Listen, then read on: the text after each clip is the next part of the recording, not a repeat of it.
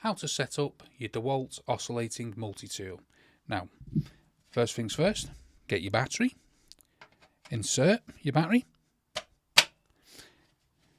press this lever down like that, and you can see that opens up this section here where you want to get your blade.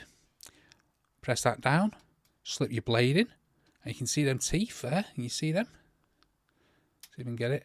And they slip in, and you want it to fully close like that. You see it's fully closed now. And now